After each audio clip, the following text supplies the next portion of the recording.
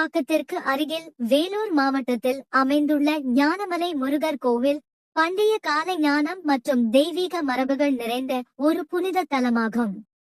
ஞானமலை அல்லது ஞானத்தின் மலை என்றும் அழைக்கப்படும் இப்புனித தலம் பல நூற்றாண்டுகளாக தமிழ்நாட்டின் ஆன்மீக பெருமையுடன் ஆழமாக பின்னி பிணைந்துள்ளது. பழங்கால புராணங்களின்படி ஆன்மீக நுண்ணறிவின் உருவமான முருக பெருமான் இங்குதான் ஆழமான ஞானத்தை வெளிப்படுத்தினார். வள்ளிமலையில் வள்ளியம்மையை மணந்த பிறகு திருத்தணிக்கு செல்லும் வழியில் முருகன் இக்குன்றுக்கு விஜயம் செய்ததாக ஒரு பிரபலமான நம்பிக்கை உள்ளது.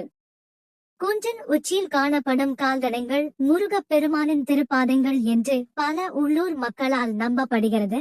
இது அவரது தெய்வீக இருப்பிற்கு சான்றாகும். இக்கோவில் 15ஆம் நூற்றாண்டைச் சேர்ந்த புகழ் பெற்ற கவிஞரும் முருகனின் தீவிர பக்தருமான அருணகிரிநாதருடன் நெருங்கிய தொடர்பு கொண்டது. அருணகிரிநாதர் விரக்தியின் உச்சியில் தன் குடும்பத்தினர் மற்றும் சமூகத்தினரால் வெறுக்கப்பட்டு தன் உயிரை மாய்த்துக் கொள்ளும் எண்ணத்துடன் ஞானமலைக்கு வந்ததாக கூறப்படுகிறது.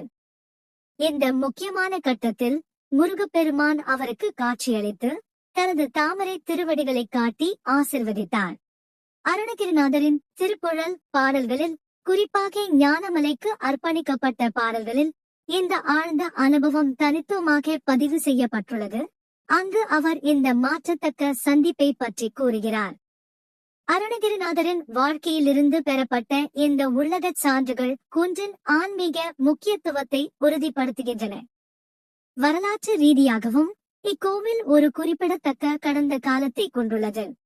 1998 உள்ளூர் மக்கள் மற்றும் தொல்லியல் துறை அதிகாரிகளின் உதவியுடன் கண்டுபிடிக்கப்பட்ட ஒரு தேய்ந்த கல்வெட்டு சம்புவராயர் மன்னரின் 18வது ஆட்சியாண்டில் சுமார் கிபி 1322 முதல் 1340 வரை அவரது மகன் இளவரசர் காளிகராயன் ஞானமலைக்கு செல்வதற்கு படிக்கட்டுகளை அமைத்ததை காட்டுகிறது.